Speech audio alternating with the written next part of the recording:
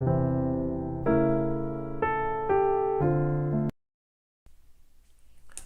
우리 기도하심으로 피우다 시작하겠습니다. 하나님 감사합니다. 오늘도 말씀 앞에 우리를 불러주시고 또 말씀으로 한 주를 시작하게 하시니 감사합니다. 오늘 욥의 항변을 통하여서 알 수 없는 이유, 알 수 없는 고난에 계속되었을 때 그 흔들리는 믿음을 우리가 함께 묵상하게 하시고 또 그 믿음이 어딜 향하게 해야 하는지 주님 오늘 말씀을 통해서 깨닫게 하시며 그로 인하여서 오늘도 고통 가운데 또 절망 가운데 또 어려운 힘든 환경 가운데 한 주를 시작하는 모든 이들에게 주의 말씀이 오직 소망이 되게 하여 주시옵소서. 감사합니다. 예수님의 이름으로 기도드립니다. 아멘. 네, 오늘 저희가 함께 살펴볼 말씀은 욥기 9장 11절에서 24절까지 말씀입니다.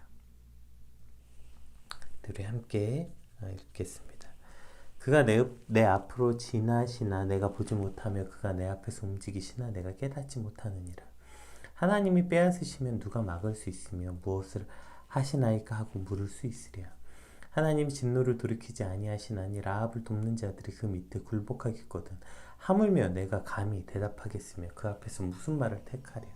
가령 내가 의로울지라도 대답하지 못하겠고 나를 심판하실 그에게 간구할 뿐이며 가령 내가 그를 부름으로 그가 내게 대답하셨을지라도 내 음성을 들으셨다고는 내가 믿지 아니하리라. 그가 폭풍으로 나를 치시고 까닭없이 내 상처를 깊게 하시며 나를 숨쉬지 못하게 하시며 괴로움을 내게 채우시는구나.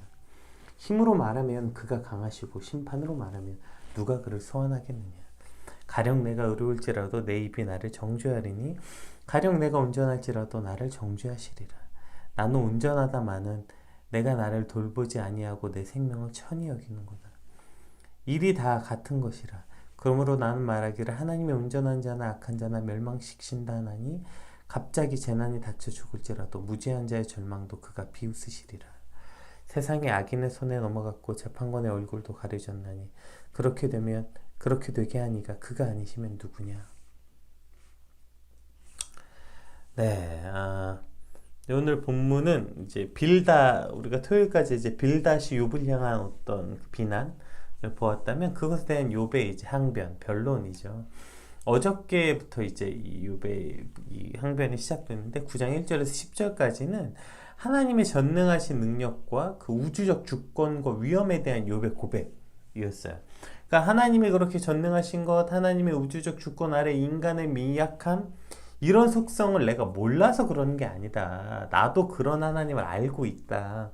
하나님의 절대 주권과 하나님의 뜻을 믿지 못하거나 부인해서가 아니라 오늘 내가 당하고 있는 고통과 그것이 무슨 상관이 있는지 어떤 뜻인지 그것을 알 수 없어서 내가 지금 답답한 거다. 오늘 본문이 이제 그것에 대한 욥의 표현입니다. 우리 11절에서 14절까지 말씀 한번 같이 살펴보겠습니다. 그가 내 앞으로 지나시나 내가 보지 못하며 그가 내 앞에서 움직이시나 내가 깨닫지 못하느니라. 하나님이 빼앗으시면 누가 막을 수 있으며 무엇을 하시니까 하고 누가 물을 수 있으랴. 하나님이 진노를 돌이키지 아니하시나니 라합을 돕는 자들이 그 밑에 굴복하겠거든. 하물며 내가 감히 대답하겠으며 그 앞에서 무슨 말을 택하랴. 네, 이렇게 고백하고 있죠. 지금 욥은 하나님께서 내 앞에 나타나시고 내 앞을 지나간다 하시더라도 하나님의 뜻을 깨닫지 못하는 것에 대한 자신의 답답함을 말하고 있는 거예요. 그러니까 즉 자신이 왜 이런 극심한 고난을 당해야 되는지 하나님의 뜻을 알 수 없어서 내가 정말 미치겠다, 이러한 표현인 거죠. 이것은 빌닷이 그리고 또 그 앞에 했던 그러니까 욥의 친구들이 욥에게 했던 어떤 너는 이래서 고통당하는 거야, 너의 고통의 원인은 이거야 라는 말들의 반론이기도 한 거죠. 내가 지금 하나님의 공의로움을 몰라서 혹은 인과응보에 관한 법칙을 몰라서 하나님의 주권을 몰라서 하나님 앞에 인간의 미약함을 몰라서 이러는 게 아니다. 하나님의 속성과 하나님의 전능하심과 그분의 기묘하심을 나도 안다. 다만 내가 모르는 건 내가 왜 이런 고통에 빠졌는지 모르겠다는 것이에요. 따라서 너희가 그냥 그렇게 너의 죄 때문이다, 뭐 너의 숨겨진 죄 때문일 거다, 너가 회개해야 된다, 이렇게 단순한 논리로 설명할 수 있는 문제가 아니라는 것입니다. 하나님 빼앗으시면 누가 막을 수 있겠냐? 누가 하나님께 감히 왜 그랬냐고 물을 수 있겠냐. 하나님께서 진노하시면 라합이 라합을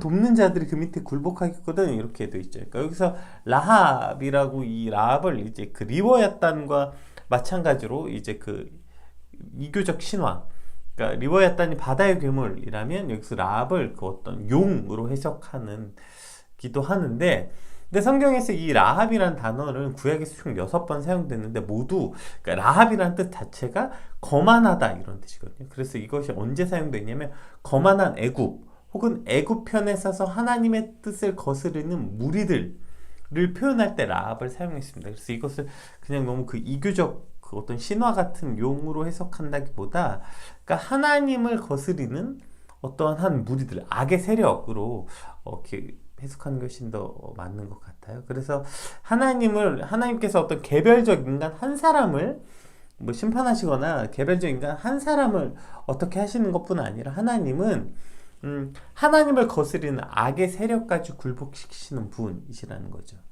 그러니까 그러한 하나님 앞에, 그러니까 그 어마어마한 악의 세력도 하나님 앞에 굴복시키거든.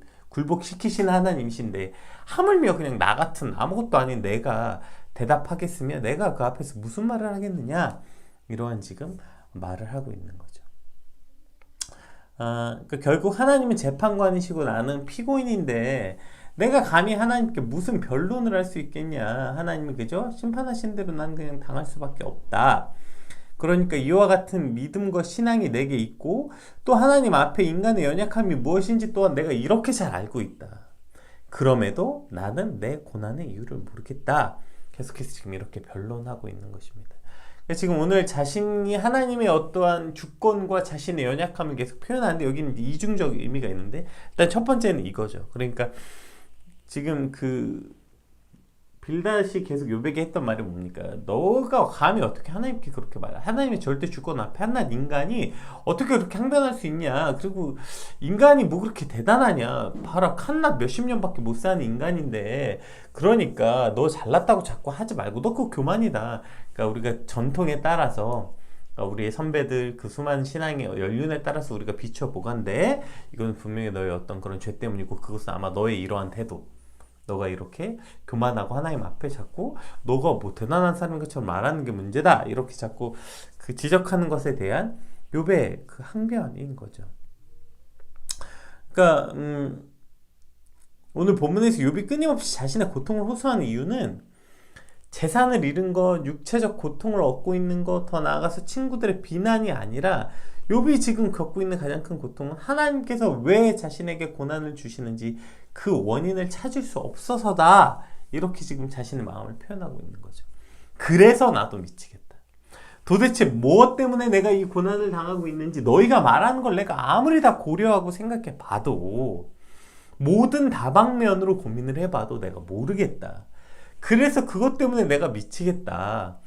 섣불리 너희가 그렇게 판단하고 정죄하는 것이 옳지 못하다. 내가 지금 너네가 하는 생각을 못해서 이런 말을 하고 있는 게 아니다.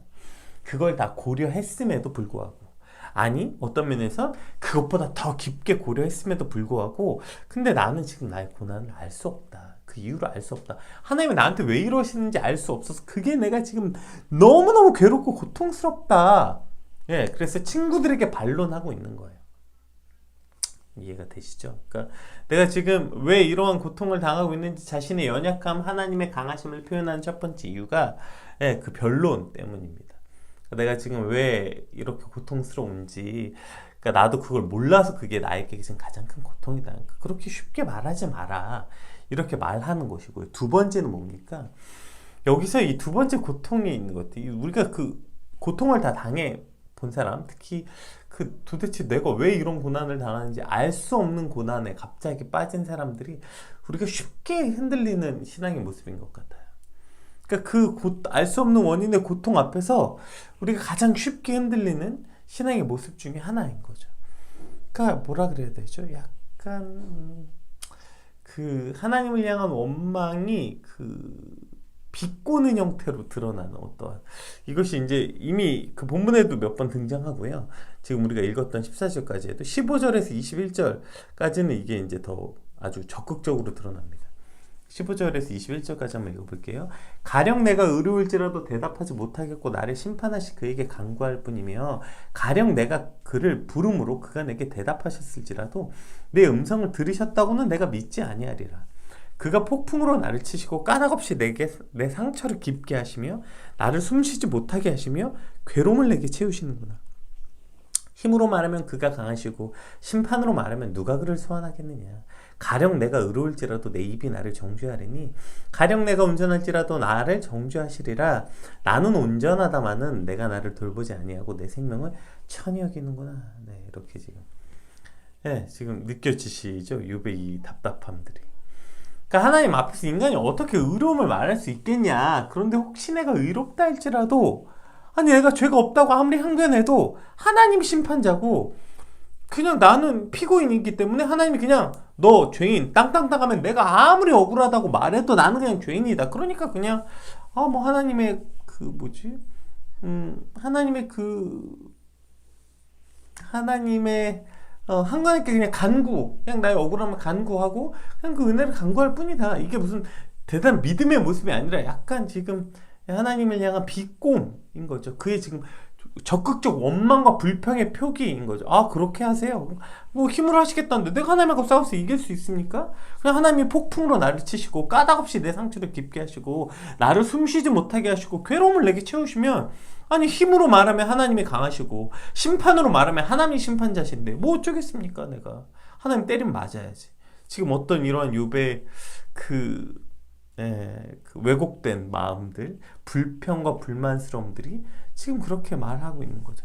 가령 내가 의로울지라도를 계속 말하고 있죠. 가령 내가 의로울지라도, 가령 내가 의로울지라도, 내가 온전하다마는 계속 지금 욥에 이러한 표현들이 등장하고 있는 것이죠. 그러니까 고통 앞에서 어떤 인간의 연약함들을 우리가 이렇게 살펴볼 수 있는 것 같아요. 고통의 두려움은 고통이 우리에게 주는 고통 자체도 있지만 그 고통을 통해서 왜곡이 일어나는데 그 왜곡의 가장 큰 원인이 뭐예요? 왜냐는 거예요. 왜 이런 일이 일어났냐는 거예요. 왜 나는 납득할 수가 없다는 거죠.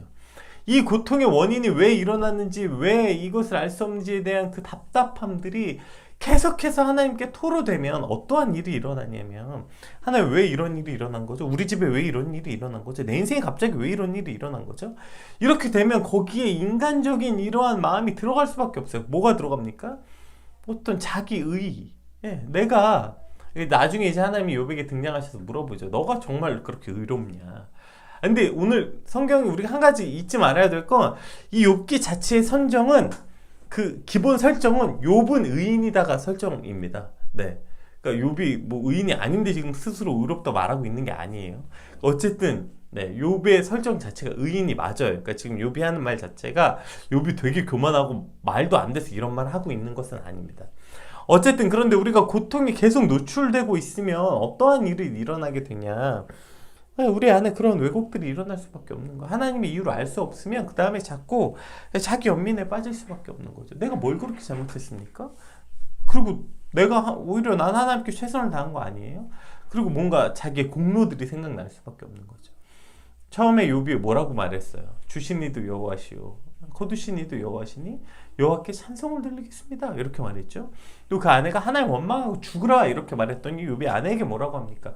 어리석은 자처럼 말하지 마라. 어떻게 하나님께 복만 받냐? 복을 받으면 고난도 같이 받는 거다. 이렇게 말했던 성숙한 욥의 모습 아니에요?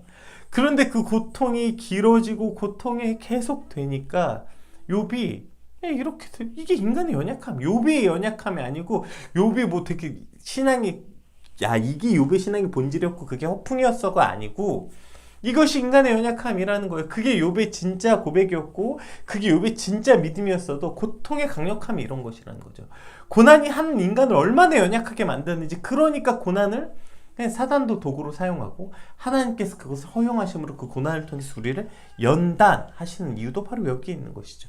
그 고통이 그만큼 강력하기 때문입니다. 그 강력한 고통 앞에 자꾸 인간이 이렇게 되는 거예요. 왜죠? 여기에 자꾸 함몰되면 왜 그런 일이 일어나죠? 그러니까 이렇게 왜곡이 될 수밖에 없는 거예요. 자기 고통 앞에 하나님을 향한 이러한 어떤 원망스러움들 혹은 하나님을 향한 어떤 이런 고통스러움들이 일어날 수밖에 없는 것이죠. 그리고 이러한 고통이 일어난 것에 대해서 그런데 이제 그것이 너무 그러면 원망하면 안 되는 것인가? 이렇게 나아가는 것이 아니라 그 원망이 결국 어디를 향하고 있는가? 이것이 가장 중요한 것 같아요. 어떻게 이러한 상황 속에서 이러한 고통이 내가 알 수 없는 까닭없이 치고 있는, 까닭없이 당하고 있는 이 고통 앞에 어떻게 하나님을 원망하지 않을 수 있겠습니까? 그걸 차라리 원망하지 않고 그래요. 하나님도 다 뜻이 있겠죠. 이렇게 말한다면 그거야말로 자기 기만적 믿음이겠죠. 어떻게 그 과정을 거치지 않고 하나님께 나아갈 수 있습니까? 내가 하나님을 원망하고 답답하고 이 모든 것을 토로하지 않고 어떻게 진짜 하나님을 볼 수 있겠습니까? 오늘 욥이 이러한 수많은 내가 이 답답함 마치 하나님을 비꼬는 것 같이 하나님 그러시니까 하나님 강하시니까 하나님 때리시면 내가 맞아야죠. 이런 형태로 말했던 욥의 이러한 신앙의 그 다음 단계, 제가 얼마 전에 설명했던 박영수 목사님이 얘기하셨던 다음 단계로 진입했다. 이것이 이제 그 다음 단계를 거치지 않고 욥의 맨 마지막 끝에 고백, 내가 이제 주를 눈으로 봅니다 라는 고백이 어떻게 일어날 수 있겠습니까? 결국에 이것이 불평을 했냐 안 했냐가 문제가 아니라 우리가 고난이 길어지면 인간은 그 앞에 연약할 수밖에 없기 때문에 불평할 수밖에 없고요. 오늘 욥처럼 그 의인이었던 욥도, 그 놀라운 고백을 했던 욥도 마치 지금 오늘 하나님을 향해서 이러한 비꼬는 것 같은, 심지어 이제 뒤에 가보면 이렇게 말하죠. 우리 22절에서 24절까지도 한번 볼까요? 네, 이렇게 말합니다. 입이 다 같은 것이라 그러므로 나는 말하기를 하나님이 온전한 자나 악한 자나 멸망시킨다 하나니. 하나님이 온전한 자나 악한 자나 하나님이 다 멸망시키신대요. 갑자기 재난이 닥쳐 죽을지라도 무죄한 자의 절망도 그가 비웃으시리라. 세상의 악인의 손에 넘어갔고 재판관의 얼굴도 가려졌나니 그렇게 하니까 그가 아니시면 누구냐? 이것이 욥의 오늘 그 답답함 아닙니까? 이거 하나님이 이렇게 하셨다는 거예요 지금. 그러니까 지금 하나님이 재판관이신데 악인과 의인을 같이 멸하시고 있고 의인의 고통 받으실 때 어쩔 수 없다. 이 세상은 지금 악인의 손에 넘어갔다. 그러니까 이렇게 악인의 손에 넘어가게 허용하시니가 누구냐? 그거 하나님이다. 그러니까 지금 이렇게 하나님을 향해 모든 그 원망과 하나님이 이 모든 걸 허락하신 하나님을 이해할 수 없다 나는. 그러니까 내가 이해할 수 없으니까 하나님을 향해서 이렇게 부정적 말들이 나올 수밖에 없는 거예요. 내 고통이 무엇 때문입니까? 무엇 때문입니까? 왜입니까? 여기에 빠져 있을 때 우리는 결국 이쪽으로 갈 수밖에 없어요. 왜요? 절대 우리는 하나님을 이해할 수 없기 때문이죠. 이 하나님의 크신 어떠한 뜻을 이해할 수 없기 때문이죠. 뒤에 이제 하나님이 욥에게 등장하셔서 하는 말도 그거 아닙니까? 내가 땅에 초석을 놓을 때 너 어디 있었냐? 내가 이걸 설명한들 네가 알 수 있냐? 근데 그걸 자꾸 고통의 원인을 왜냐 물어보니까, 그러니까 결국 네가 이해할 수 없는 하나님을 지금 부정하고 이해할 수 없는 하나님께 원망을 쏟아낼 수밖에 없겠다, 이렇게 말하고 있는 거죠. 오늘 이와 비슷한 내용이 시편 73편에 있습니다. 우리 한번 좀 같이 읽어볼게요. 네. 좀 길어도 이것이 아주 중요하니까 시편 73편 한번 같이 읽어볼게요. 좀 앞뒤 끊어서 읽어볼게요. 1절에서 5절까지 한번 읽어보겠습니다. 하나님이 참으로 이스라엘 중 마음이 정결한 자에게 선을 행하시나 나는 거의 넘어질 뻔하였고 나의 걸음이 미끄러질 뻔하였으니, 지금 이게 욥의 상태인 거죠. 거의 넘어질 뻔했고 미끄러질 뻔했는데 이유가 뭐예요? 이는 내가 악인의 형통함을 보고 오만한 자를 질투하였음이로다. 그들은 죽을 때에도 고통이 없고 그 힘이 강건하며 사람들이 당하는 고난이 그들에게는 없고 사람들이 당하는 재앙도 그들에게는 없다. 지금 이 욥의 표현이 이런 거죠. 하나님이 의인을 고통스럽게 한다. 지금 근데 이 시편 기자는 거꾸로 악인의 형통을 보고 내가 넘어질 뻔했다는 거예요. 아니, 하나님이 정말 살아계시면 이럴 수 있냐는 거죠. 어떻게 악인이 그렇게 형통하고, 심지어 그들은 언제까지, 우리가 이렇게 생각할 수 있죠. 오케이, 저 처음엔 저렇게 잘 나가는 것 같아도 이제 저 말년에 저 다 벌 받을 거야 싶었는데, 아니, 죽을 때도 고통이 없대요. 심지어 잘 죽어, 호상이에요. 그리고 그 죽을 때까지도 힘이 강건해. 사람들이 당하는 고난은 그에겐 없고 재앙도 그들에게 없고, 이래 보인다는 거예요. 그러니까 이것 때문에 내가 거의 넘어질 뻔했고 내가 지금 거의 절망할 뻔했다는 거죠. 왜? 하나님의 뜻을 알 수 없어. 왜 그럽니까? 아니, 이건 거꾸로죠. 그 반증이죠. 그러면 의인은 이렇게 고난받고 악인은 저렇게 형통한 것에 대한 이유를 알 수 없어. 하나님 왜 그러는 건데요? 그러니까 결국에 이 왜냐는 질문 앞에 우리가 이렇게 넘어질 수밖에 없어요. 그런데 이 시편 73편 이렇게 끝납니까? 아니요, 이렇게 불평과 이런 원망들이 쭉 쏟아져 냅니다. 그리고 나서 이제 뒤에 이거 이제 세 번역으로 한번 살펴볼게요. 세 번역으로 이렇게 고백합니다. 이게 거의 결론입니다. 그러나 마침내 하나님의 성소에 들어가서야 악한 자들의 종말이 어떻게 되리라는 것을 깨닫게 되었습니다. 주님께서 그들을 미끄러운 곳에 세우시며 거기서 넘어져서 멸망에 이르게 하십니다. 그들이 갑자기 놀라운 일을 당하고 공포에 떨면서 잡초를 감추며 마침내 끝장을 맞이합니다.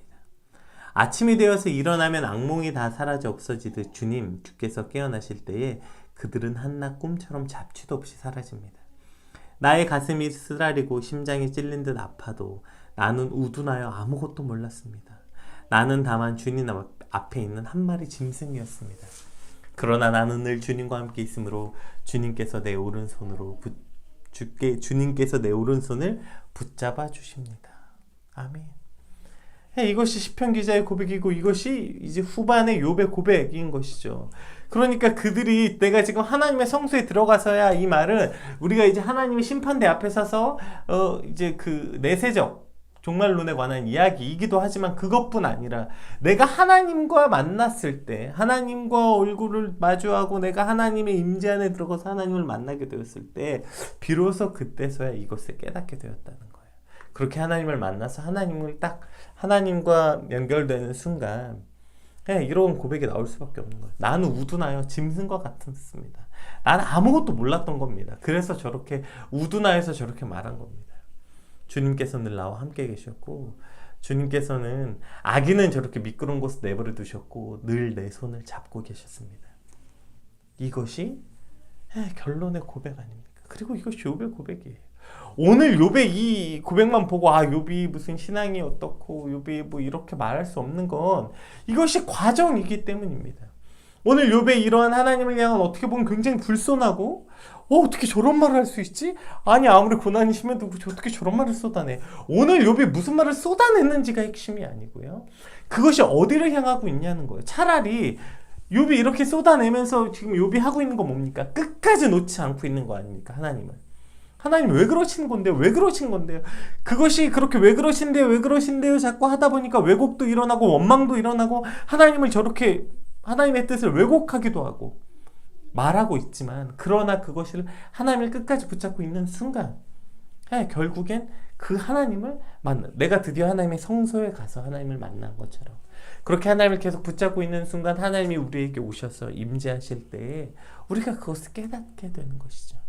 지금 오늘 욥이 말하기를 마치 하나님이 나를 숨도 못 쉬게 하고 나를 괴롭게 하시는 분, 내게 상처 입게 하시는 분, 그리고 악인과 의인을 다 같이 멸망시키는 분, 이렇게 보일지라도 오늘 시편 기자의 고백은 뭐였습니까?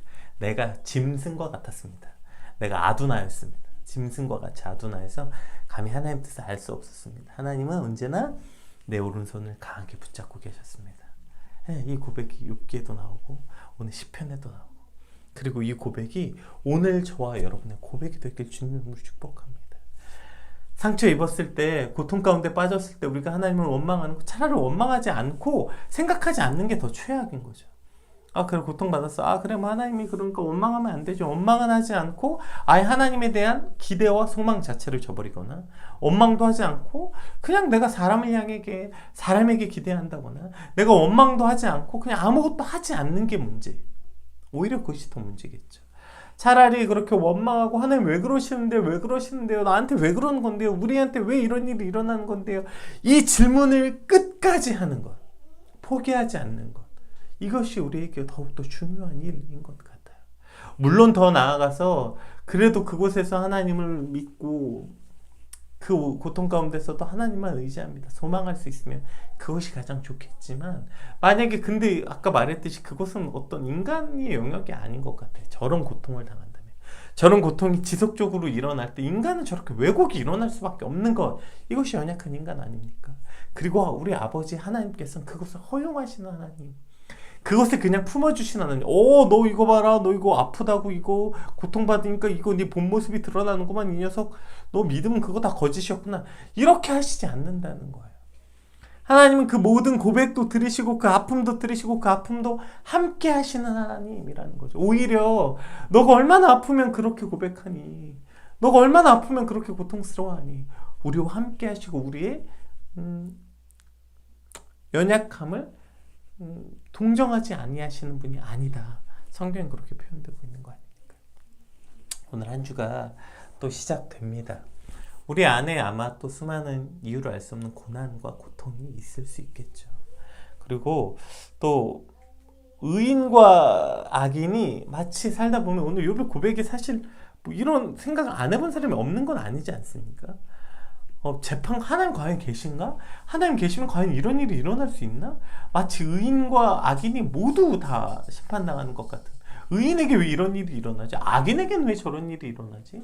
그래서 오늘 시편 기자의 고백처럼 거의 넘어질 뻔한 상황들이 우리 삶에 있을 수 있죠. 그러나 그곳에서 우리가 또 한 주를 시작할 때 이렇게 합시다. 원망하지 않아야지가 우리의 결단이 아니라 내가 하나님을 놓지 않아야지.